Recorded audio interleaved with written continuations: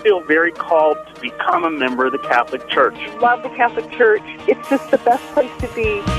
From the studios of EWTN, this is Open Line.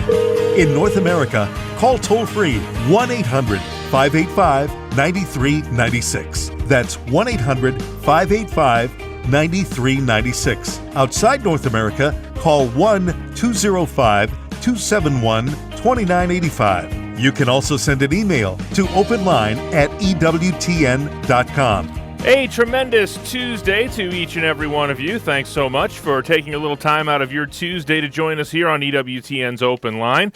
It's Pro-Life Tuesday, and our very own pro-life warrior, Barbara McGuigan, is in the house. If you'd like to talk to Barbara, the number's 1-800-585-9396. As I catch my breath, I was late. 1-800-585-9396.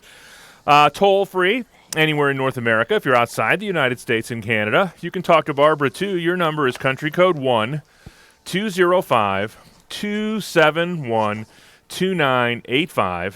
That's 1-205-271-2985. Or you can send Barbara an email, openline@ewtn.com. I'm Jack Williams. The lovely and talented Elena Rodriguez produces the program.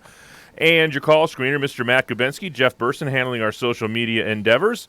And in the driver's seat, as she is every Tuesday, our very own pro-life warrior, Barbara McGuigan. Goldilocks, how are you? Oh, I couldn't be better, and I'm so happy to have you back. And listen here, can you talk about your most memorable moment in Rome? Well, my most memorable moment in Rome, boy, that would be hard to pinpoint, to boil down. Probably the highlight for me, as you may or may not have known, my daughter had the great privilege of reading the English language intention at the Holy Father's Easter Sunday Mass in St. Peter's Square in front of 500,000 of her closest friends.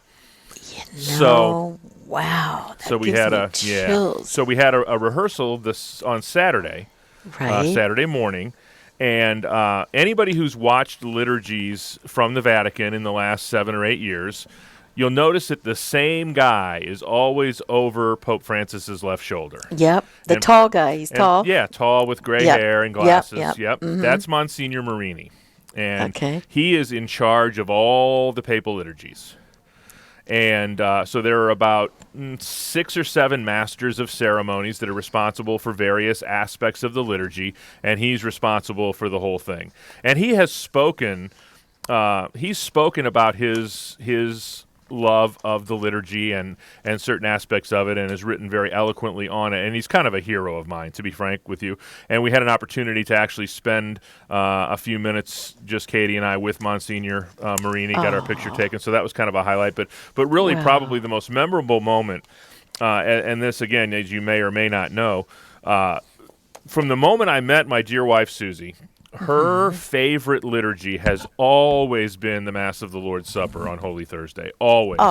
Always. Never was in doubt, ever.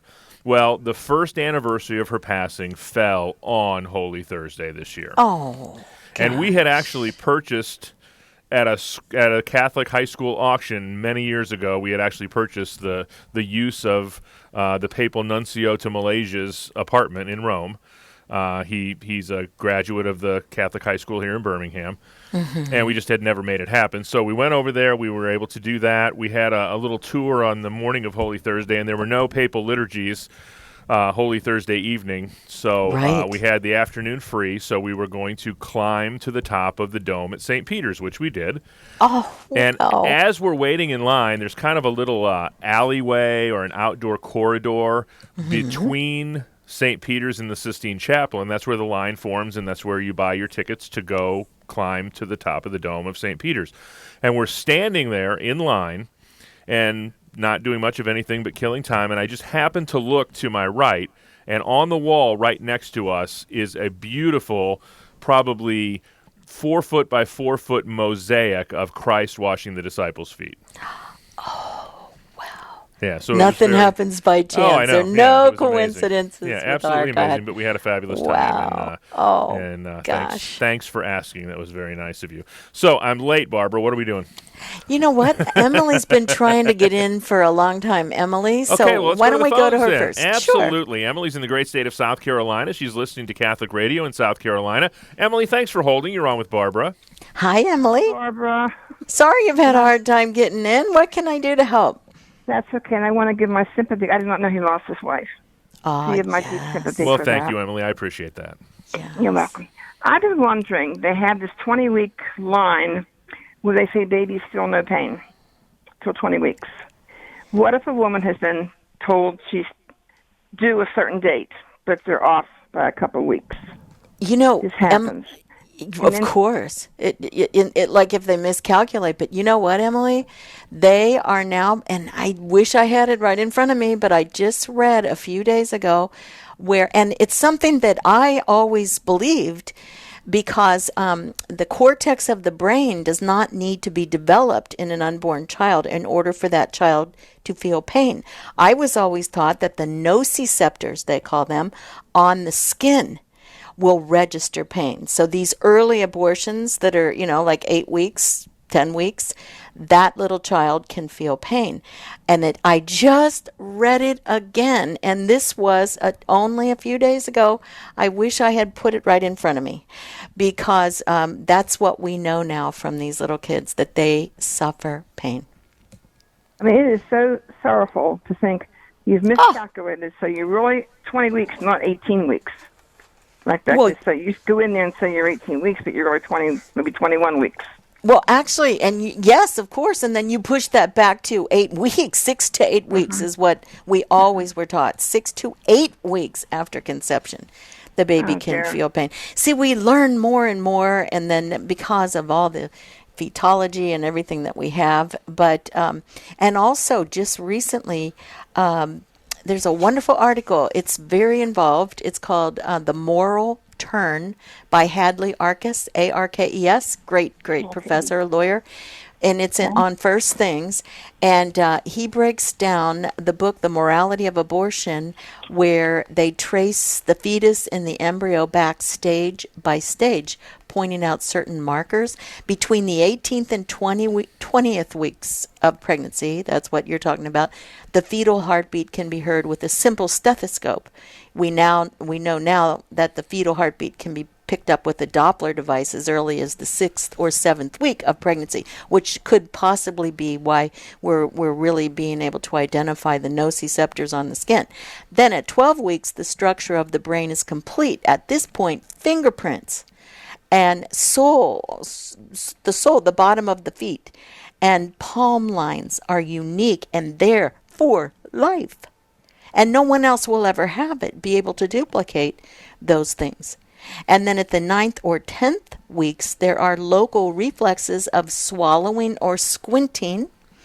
And at 8 weeks, fingers and toes are discernible. And we've definitely seen that in pictures. Even right now, you see a lot more where ladies are taking pictures of their miscarried babies. Have you seen any of those on the internet, Emily? Yeah, but I wish I'd held mine. I had 5. I had one fetal death, and I had one. My last pregnancy, my children were 28 weeks when they were born. And my daughter was 1.5 pounds. She was in an incubator for the longest time. And I lost my son that Wednesday. She was born that Friday. And they said it was induced by the amniocentesis they were doing. They didn't know I was having twins until they did that. Yeah. But I'm just disturbed and concerned about this because I know my child felt pain. I know that she... From the amnio, or what are you thinking? From the IVs they had to give her and injections, I see. Things like that. And she was on all these bottles and jars in McGuigan Women's Hospital in Pittsburgh. And so I know there was, she didn't just lay there. She was a very active little baby for 1.5 pounds. And she had to stay there over Christmas and everything. And the lovely people, they made them angel costumes for the preemies. Mm-hmm. And I still have it. And it was so cute because her legs just hung out. Well, you know what? There's one good thing, Emily. one good thing, there are many, but this one is really good, is you will be able to be with her once again. You will be united with her once again in heaven. Well, she's here. It's her son, her brother that left us, her brother. Oh, I see, but she survived. She survived then. Oh, praise old now, praise the Lord. Oh, praise God. And I had gone over to the doctor, and the doctor said, this is why you'll never have another baby. And he showed me his book, and I said, you read, I'll pray. And I went to the cathedral, and I prayed to St. Teresa. And I said, if I have a baby, I will name her Teresa for you. Well, I had Teresa and John. They always name him Mary or John, you know. But I said, had they lived, I'd have been Terrence. It had been Terry. Oh, gosh. But well, listen, it sure I brought is. her home in January, Barbara, and she was so pudgy. I said, this isn't my baby. My baby's tiny little. Well, this is your baby. She thrived, thank you to God. Oh, God but I'm glad to get the answer now to that question, because it has really been bugging me. Yes. And I hope that someone does something about this law. Oh, I do, too. They're not going to, you know, I don't know. I'm cautiously afraid. You know, with President Trump, I think he's going to do us right. I really do. Ooh, are you kidding? He's already really gotten do. Judge Gorsuch on the Supreme Court. That's a minor miracle, a major miracle. Don't you think, Jack? You remember, the first thing that Mr. Obama did was sign that law, you know, on the 22nd of January, when everybody was down there marching. He signed that into law about, I forget exactly what, but it was abortion related, you know. And, covered Planned Parenthood? Is that the one you're talking about? You're talking about? No, I think he repealed the Mexico City policy. Yes, that's exactly what he did, Jack. You're absolutely right. Yeah. What was it again, please? The Mexico City policy that stated that overseas abortions could be funded by the United States, and then we got it to be repealed, and then he reinstated it again, and then Mr. Trump, President Trump, then he went ahead and he reinstated it again. Yeah. So, but God bless you, Emily. You too, dear heart. Thank you for calling. You know, Barbara, I know that we have to have these conversations, but it's really a testimony to the degradation of our society that we just spent 10 minutes talking about when do fetuses feel pain, as opposed to having a conversation about not killing babies in the womb at all. I know, Jack. Just getting started on an open line Tuesday. Plenty of time for your phone calls at 1-800-585-9396. Toll free anywhere in North America, 1-800-585-9396. Open line Tuesday with our pro-life warrior, Barbara McGuigan.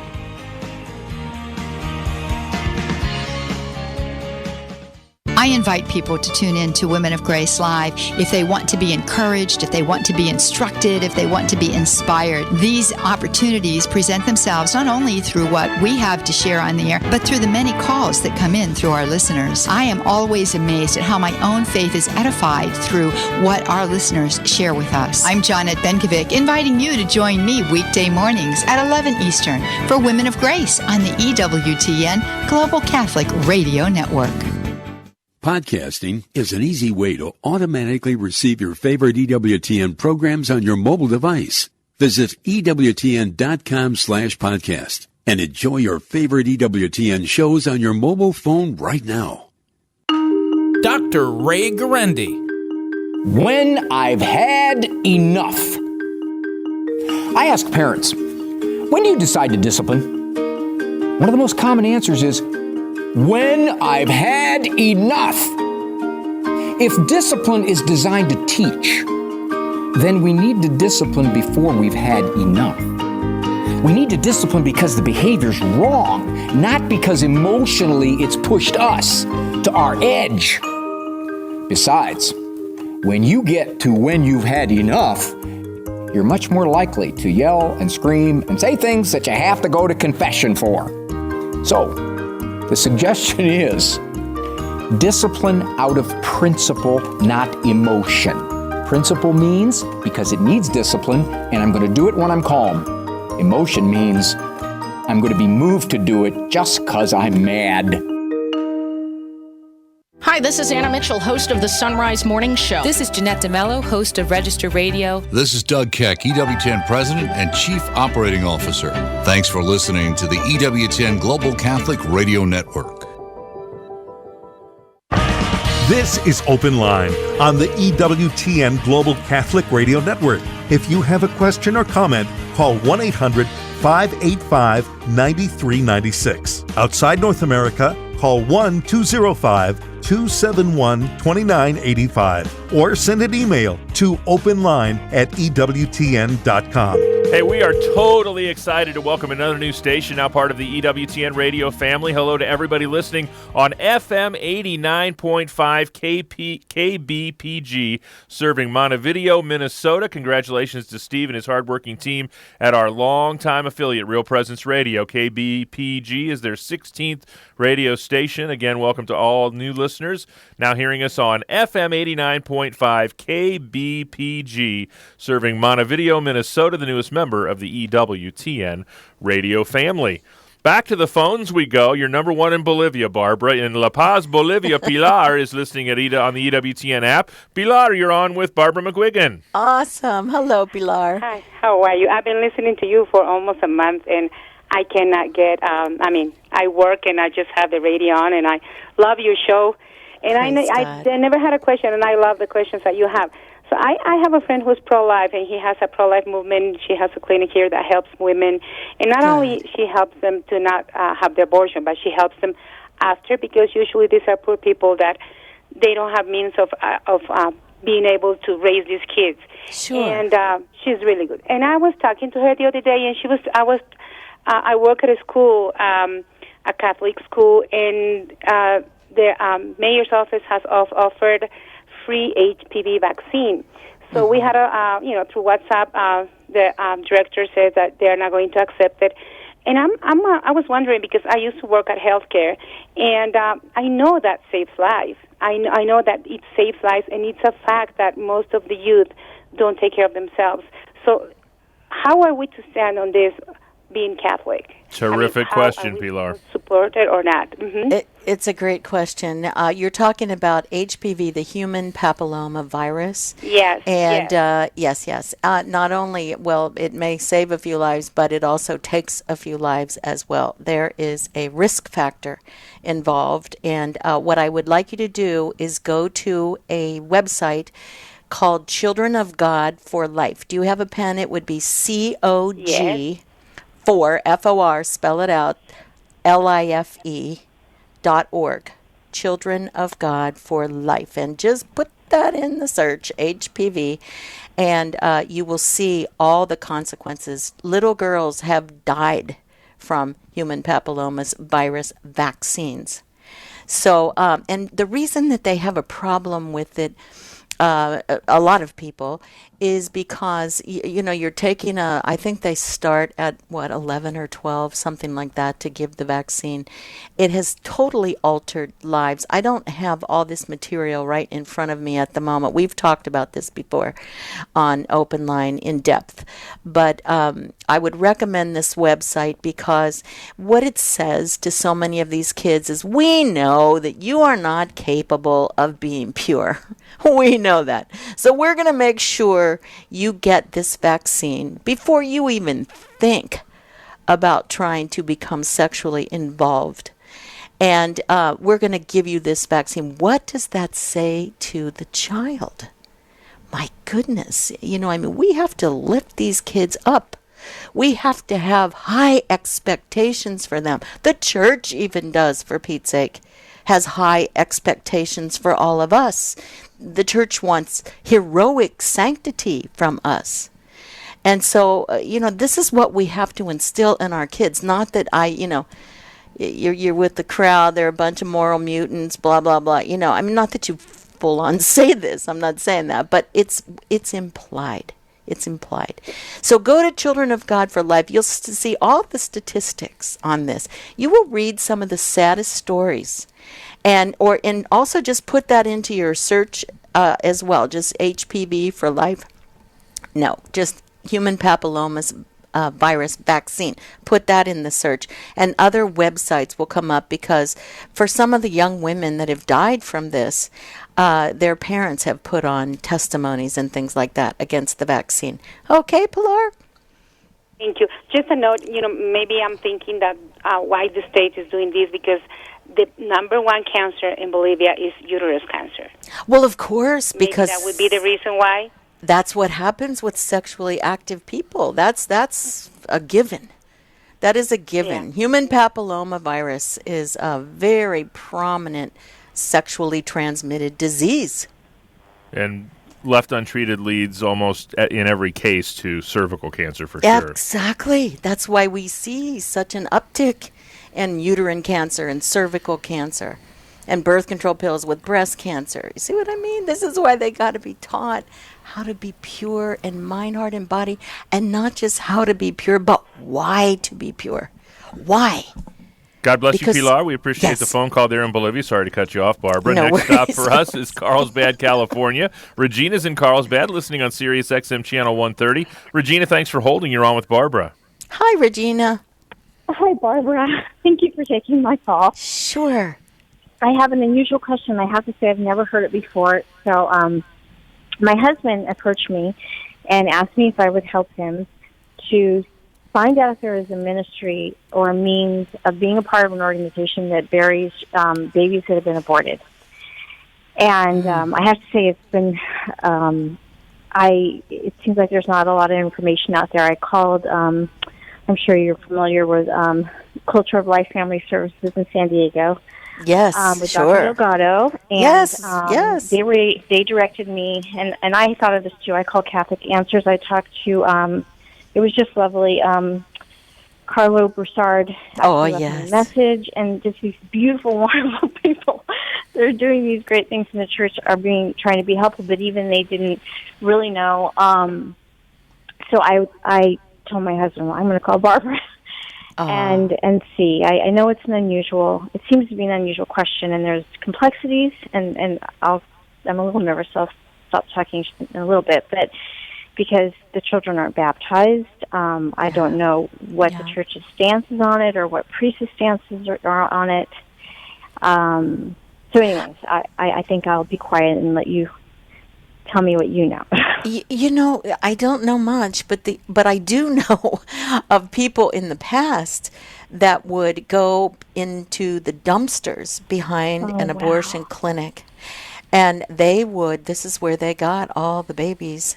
And then we had something here. I mean, you're not too far from me. We had something up in L.A., I think it was, where an abortionist was taking all of the aborted babies, throwing them in the hazmat bags, right? And then it was in Woodland Hills, actually, now that it's coming to me, and put them in like a big container truck, that you would hook up to a big rig. And there were all these aborted children, and they did bury all of them at a cemetery and had a service, and they do have a service from time to time. But the only people that I know, there's not an organization that I know of anyway that does specifically this sort of thing. It would be kind of gruesome, and I think that's honestly why a lot of abortion clinics use kind of a high-tech garbage disposal. You don't often find aborted babies in dumpsters, to my knowledge, as like you used to. Oh, my goodness. It's all just horrific. It's all horrific. It's terrible. It's absolutely terrible. And I mean, like Jack, you would say, Jack, here you're actually talking about diving into dumpsters to get aborted children, to bury them. The fact that we can even discuss this, it's such a sad culture in which we live, is it not? No doubt about it. Mm-hmm. But God love you, dear heart, for the whole idea, or your dear husband, whomever's idea it was. It's a beautiful idea, and you're right. I mean, they haven't been baptized. You've heard me say before. That's why I learned this from Joan Andrews. For all the unborn children that are scheduled to be aborted today, that God will grant them the gift of baptism. I say that after every mystery of the Rosary because she taught that to me.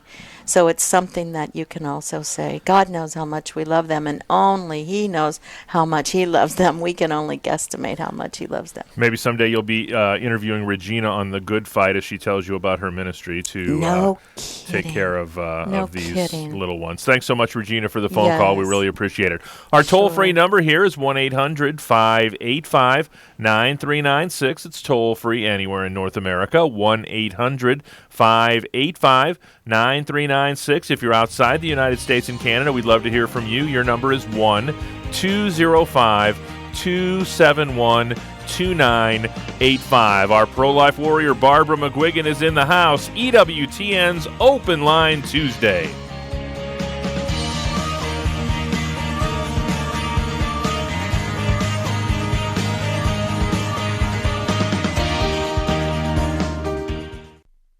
The EWTN home video highlight for April is Fatima, Altar of the World. This documentary testifies to the profound connection between heaven and Fatima. You'll also receive a beautiful one-of-a-kind centennial rosary dedicated to the 100th anniversary of the Fatima apparitions created by Gorelli. Order your DVD and centennial rosary set at EWTNRC.com, 24 hours a day, 7 days a week, or call 1-800-854-6316.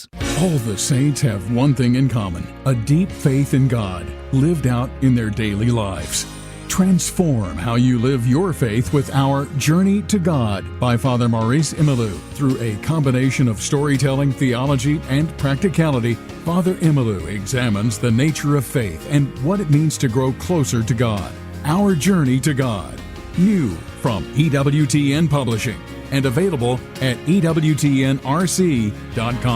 Hello, I'm Doug Keck, and this is an EWTN Bookmark Brief. I've been speaking with Father Mitch Pacwa about his book, The Proverbs Explained, a blueprint for Christian living. Father, why don't you tell us a little bit about what this book's about? Because the Proverbs is a book that has no thematic organization, what I try to do is take Proverbs according to themes as they're scattered throughout the book, themes that apply to our living today. Family, marriage, about raising children, business, government, all these areas where wisdom is needed. And we reflect on the wisdom of the Proverbs distilled over the centuries and apply it to our own times and many of our own situations. Father Mitch Pacwa, the book, The Proverbs Explained, a blueprint for Christian living. Look for the entire interview coming soon to Bookmark, and this has been an EWTN Bookmark Brief. Thanks. This is Open Line on the EWTN Global Catholic Radio Network. If you have a question or comment, call 1-800-585-9396. Outside North America, call 1-205-271-2985 or send an email to openline@ewtn.com. 1-800-585-9396 is our toll-free number. That's the number that Debbie used. She is in Saginaw, Michigan, listening on Ave Maria Radio. Debbie, thanks for holding. You're on with Barbara McGuigan. Hi, Debbie. Hello. Hi there. How can we help?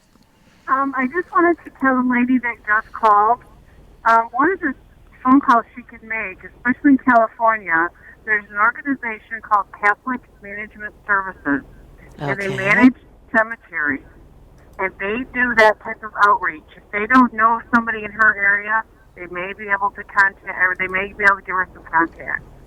Well, that is really good, Debbie. Thank you so much. And you know, one of our producers came up with this website, abortionmemorials.com. So, Jack, was that you who did that, or That's what? Elena. Good. It was Elena. Abortionmemorials.com. I've never heard of it, so it'll be interesting to get on there and just see what they do. When you think of it, it really is a beautiful thought to want to properly bury a child of God, made in his image and likeness. You know, a child whose life was cut short for many reasons. You know, we're not to judge. But, it's a beautiful thing. Well, Debbie, thank you. Thank you so much for that information. Okay, all right. thank you. Bye-bye now. Once again, that's Catholic Management Services. So you can check out the information that they have there. Next stop for us is Pellsbow, Washington. Lori's in the great state of Washington, listening on Sirius XM Channel 130. Lori, you're on with Barbara McGuigan. Hi, Lori. Hi, Barbara. How are you doing today? Great, thanks. And you? I'm doing fine. I just came from our local Planned Parenthood. It's the Bremerton one, and it's funny that you would talk about the bodies of the babies. In Washington State, waste management takes them. I've tried through several resources to find out where they go from waste management. Waste management takes them in the red biohazard boxes, and I've seen it happen week after week. I actually led the 40 Days for Life, and I'm also a sidewalk advocate for life. Good for you. And so I'm out there all the time and seeing how sad it is. But I wanted to ask you, the reason why I called was, are you aware of the nationwide protest Planned Parenthood that's happening this upcoming weekend? Tell me about it. Tell me about it. They're running scared. They're losing their money. Boy, I mean, they're really upset, especially with that latest bill where Mike Pence broke the tie and they lost their Title X funding to healthcare providers who do abortions. Yeah, exactly. Well, what's happening is that this group called #ProtestPP is how you find it, is actually partnering with many, many pro-life groups, including 40 Days for Life. So this is not a Planned Parenthood protest. I mean, it is, but it's pro-lifers protesting Planned Parenthood. Exactly. Gotcha. It's locally, you can find out where those protests are being held, different times of the day, some on Friday, some on Saturday. I think that if people really understood how much impact it makes, especially when a Saturday is an abortion day, and it seems to be in many places it is not always, but it's a good day to be out there, because your prayers and your presence and your witness really says a lot to everyone going in and also people passing by.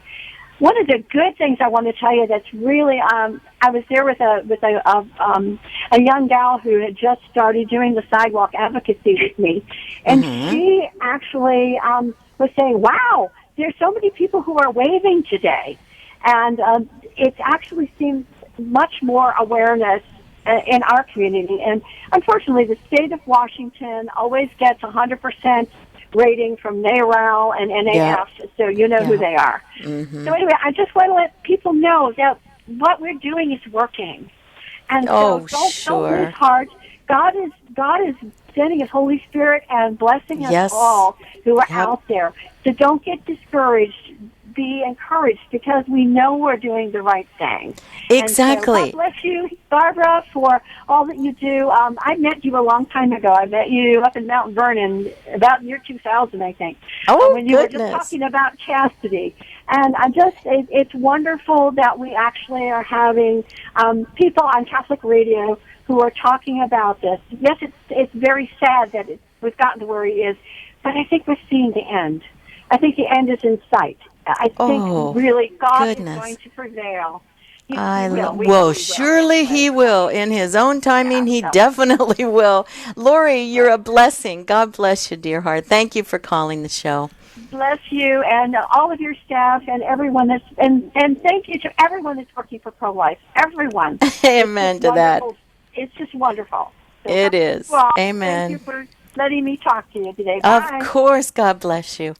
And for anyone who would like to know what's going on in their area this weekend, you can visit protestpp.com. That's protestpp.com, and you can find out what events are taking place in your local area.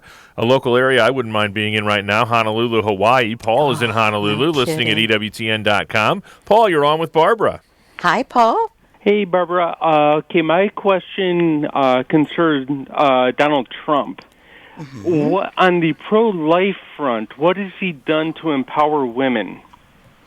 Now, just explain your question a little bit more to me. What do you mean by empowering women? To do what? Well, some people say that it's like he's taking away women's rights when it comes to abortion or... So, in other words, he's not empowering women to be able to have their, quote, reproductive rights to kill their unborn children. Is that what you're saying? Yeah. Okay.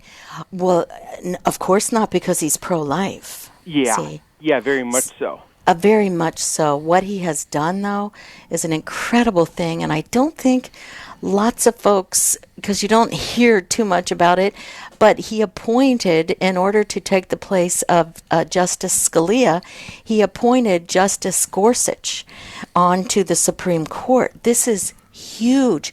And not only that, Paul, he will be able to appoint possibly one or even two more justices who will understand that all life is sacred, from the womb to the tomb. Do you get what I mean when I say that? Yes.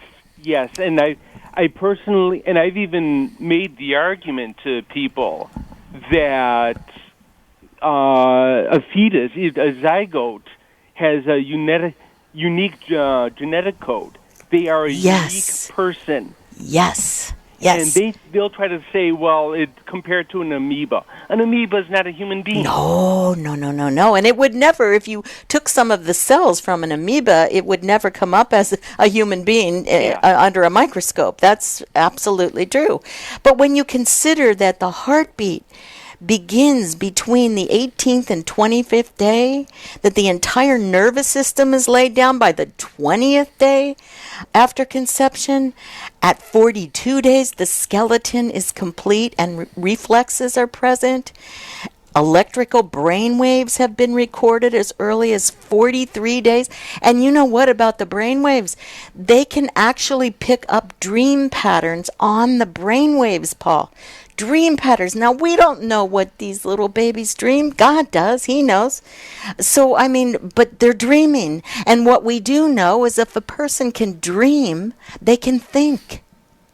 So there's so much about fetal development, and this is why I spent so much time when I was giving a lot of seminars and pro-life chastity retreats, that they had to understand the humanity of the unborn child in order to understand the inhumanity of abortion. You see? So I'm happy you're so smart, Paul. I'm happy you're smart. Because these developments happen even before the woman knows that she's pregnant. Exactly. So this is why it's important to speak these truths. And, people say, don't tell me that kind of stuff. Hey, this is science. This has nothing to do with the Catholic Church or any other religion. This is science. Facts from science. Like they say, people have a right to their own opinion, but they don't have a right to their own facts. You can't just make up facts and say, you better believe what I'm saying is true. You have to back up what you say. And it sounds like you do, good man, and I'm thrilled to know you, Paul. I wish I was in Honolulu, too. Thank you for calling. Oh, no problem. God bless you. 1-800-585-9396. That number's toll-free anywhere in North America. Couple lines open and plenty of time for your calls. 1-800-585-9396. Brian's in Omaha, Nebraska. He's listening on Spirit Catholic Radio today. Brian, you're on with Barbara McGuigan. Hi, Brian. Thanks for waiting. You bet. Thanks, Barbara. I appreciate having me on. And been a long-time listener, and I just wanted to give a shout-out of support to you today. Last week, Tuesday, was the birthday of my son. He turned 12. He was born at 23 weeks, weighing 1 pound, 1 ounce. Oh, my goodness. And when all these people talk about viability and third trimester and that, he was born at a time when most doctors say that the baby's not viable or has very little chance. And he turned 12 a week ago, and just the wonderful gift that he is to our life.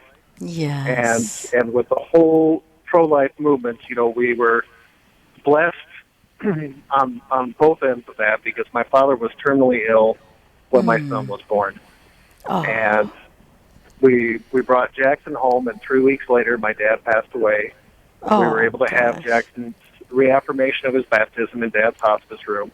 And I was there at my dad's bedside holding his hand when he passed on. So the beauty in all stages of life and the sanctity of it, I appreciate all that you do to help bring that to our world. All glory goes to God. You know that, Brian. And give your testimony about your son. I'm sure you do, because, God will use you in a mighty, powerful way, good man. He will. Thank you. You're welcome. God bless you, Brian. Appreciate the phone call. That frees up a line for you at 1-800-585-9396. That's toll free anywhere in North America.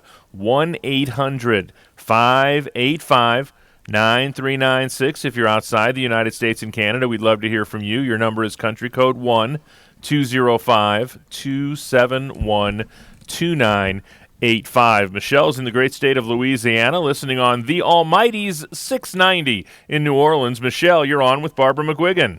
Hi, Michelle. Hi, Barbara. It's great to talk to you. Oh, well, good. Well, good. I'm happy to know you, Michelle. How can we help? I've been having a question on my mind lately about, I'm really big on natural family planning. Good. And promoting chastity and everything. And wonderful. What I've noticed, and even I've heard on the radio, is that, people don't learn about NFP until they're going through marriage prep.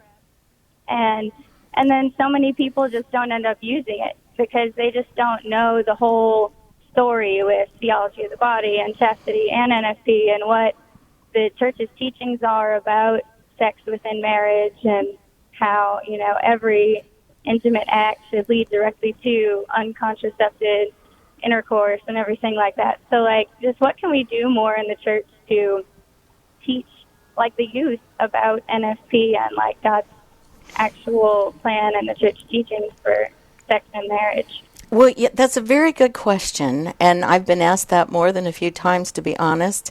What you're doing when you're teaching chastity, you're basically not generally getting into NFP, and I'll tell you why. We don't want, these kids are smart these days. I mean, they can figure out all kinds of things, and we don't want to put them in an occasion of sin.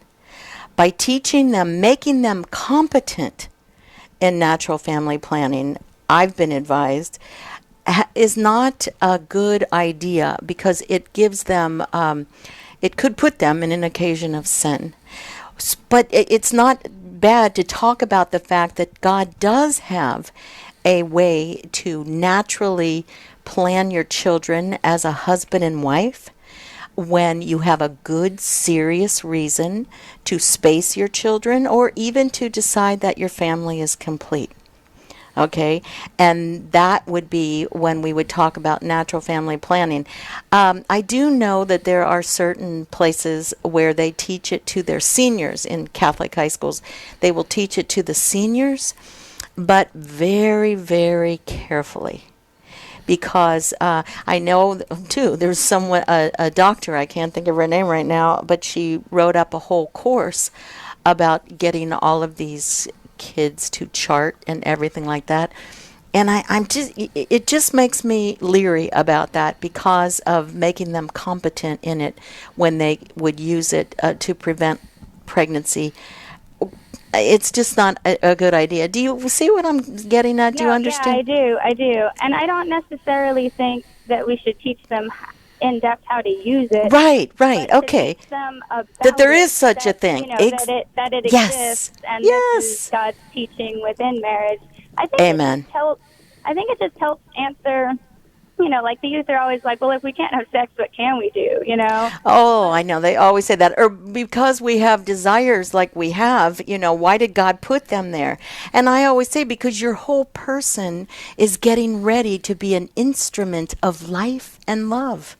No matter what your vocation, an instrument of life and love. Not everyone's called to the physical state to procreate life, that would be the married life, but you still bring the life of Christ and the love of Christ to whomever you meet.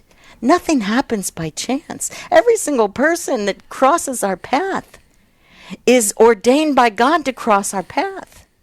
This is why, sometimes we're going to be the only gospel they ever know. So I'm proud of you, Michelle, for doing what you do. Keep it up. I'll pass my torch off to you. And, but teach the kids what it means to be pure and why. because a pure person has so much power before the throne of God. I believe St. Faustina said that. A pure person has so much power before the throne of God. And pure people are happy people. They're not weighed down. I just had Lisa on this past Saturday, and Lisa Cotter, she wrote a wonderful book. Oh my goodness. The title of the book, Michelle, you need to get this book. It's called Dating Detox. And this is what people who have made wrong decisions and got involved in all types of sex outside of marriage. This is a good book. It will give you new points, gave me new points to talk about how to get out of this mess that you're in. And you won't be depressed anymore. You won't be scratching the scab of lust anymore. And of course, so much of it, and I was so thrilled too, because the Holy Spirit's calling us, and there's one truth, right? It's all about virtue. It's all about growing in virtue and grace. Because sex outside of marriage it's not a good thing. It's not a God-ordained thing, and so we want to be blessed. And that's where His grace comes in to keep us chaste. So God bless you. Thank you. God bless you, Michelle. Appreciate the phone call. Barbara, Sure. I know you like to shop, right? How do you know that, Jack? EWTN's religious catalog has a special just for you. When you buy the book Mother Angelica's Answers, Not Promises, along with a little 4-inch statue of El Divino Niño, which was Mother's favorite devotion, you'll save 20% on your purchase. Visit EWTNRC.com, type in BUN for bundle in the search bar, and view not only this special offer, but several other favorite EWTN RC bundles. That's EWTNRC.com. Michael's in the great state of Illinois, listening on our longtime affiliate WSOG. Michael, you're on with Barbara McGuigan. Hi, Michael. Hi, thank you for taking my call. I had a couple of comments. The first was with the election of Donald Trump, and especially with the Supreme Court justice. Yes. This is now our hour. We really have to mobilize to keep this idea in the forefront and bring it up and not let people forget about it. It's so important this time. Amen, we may not Michael. have another chance. My second comment had to do with the narrative you always hear from the pro-choice people. And the narrative is that it interferes with a woman's right, especially, say, a woman's right to choose or a woman's right to do what she wants with her body. The problem is, and the thing that we need to point out, is because it's not just a woman's body anymore. There are now two people involved. Amen. And by the reason that a woman does not have a choice to take the lives of her 2 or 3-year-old children, she also does not have the right to take the life of her unborn child. And that's the thing that we have to keep separating out. They keep appealing to the masses on the basis of a woman's rights, but the real question is that it's not a woman's right to do what she wants with her body. It's a right to do what she wants with somebody else's body, which is the child she's carrying. That's exactly right, good man. You just shout that from the rooftops, if you will. It's not your body, is what I would always try to say, Michael, as politely and as gently as I could, because they're sincere when they say it. They're really sincere. This is my body, inside, and I it's part of my body. No, it's not your body that's sucked to pieces in that bloody jar. Those are not your arms and legs that have been ripped off, and that is not your skull that has been crushed. That is a totally unique, distinct, unrepeatable human being made in the image and likeness of God for a purpose. And that purpose will not be defeated by human evil or madness. God's will be done. We belong to Him. We were made by God for God. That's the bottom line in all this. Made by God for God. And no matter what the circumstances were to bring this child into the world, God may not bless some of those circumstances if it's in a sex outside of marriage situation. He doesn't bless those circumstances. He told us. But He definitely blesses the child. So, Michael, you're brilliant. Thank you for your knowledge and your wisdom. You have wisdom. You see, when people have God, they have wisdom. When there's no God, there's no wisdom. This is the problem. So I'm happy to talk to a wise man by the name of Michael. Thank you so much for calling. Thank you also for what you do. We're very appreciative of it. Well, all glory to God. All glory goes to God. I do the best I can. That's all I can say. Thank you, Michael. God bless you, Michael. We appreciate the phone call. You know, Barbara, it's something Michael said that's really interesting, and you've heard this argument over the years ad nauseum about, this is my body, and I do what I want with my body. Yep. Just contrast that notion to the words and intentions of our Lord, the creator of the universe, humbling himself to a degree that we cannot even imagine, just to take human form and to be human in appearance and to be human in reality, when he said, "This is my body. Given up for you," right, Jack? The same thing, but in completely different context. Yes, yes. That's what it's all about. See, when a woman is impregnated, it is such an amazing miracle. But we have all these little gals today, and some older gals today, who have never been taught this. They've never experienced the noble art of being formed in truth. This is critical. This is so critical. This is what Catholic radio is all about, forming all of us in truth. And you can never know everything. There's always new things to learn. Don't you think, Jack? New things. No question. Yeah. Yeah. No question about it. And that's the beauty of this whole medium. And, this is kind of the season when we have pledge drives on our local Catholic radio stations around the country. And I would encourage all of our listeners to be generous when they hear the appeal of your local Catholic radio station. Nobody's getting rich in Catholic radio. These folks are scraping and clawing and scratching just to keep that station on the air so that they can continue to spread the gospel message of Jesus Christ. Very quickly, Shannon, watching on YouTube, says, "What do I tell someone who claims we need to keep abortion legal to keep women safe from illegal abortions?" In about a minute, Barbara. Well, that's surmising that illegal abortions are any different from legal abortions. Very often they are not. I mean, sooner or later, the movie about Gosnell will come out, and how many women were maimed by legal abortion. Legal abortion. So all you have to do is go to websites Silent No More or Rachel's Vineyard and read the testimonies of women who had legal abortions and how they suffer. And once again, protestpp.com. Check out that website, and it'll give you an opportunity to find out what's going on in your neck of the woods this weekend regarding the protests of Planned Parenthood. On behalf of our host, Barbara McGuigan, producer Elena Rodriguez, call screener Matt Kubensky, and our social media maven, Mr. Jeff Burson, nice person, I'm Jack Williams. Thanks so much for tuning in. Back at it tomorrow. Father Mitch will be in the house. Until then, God bless.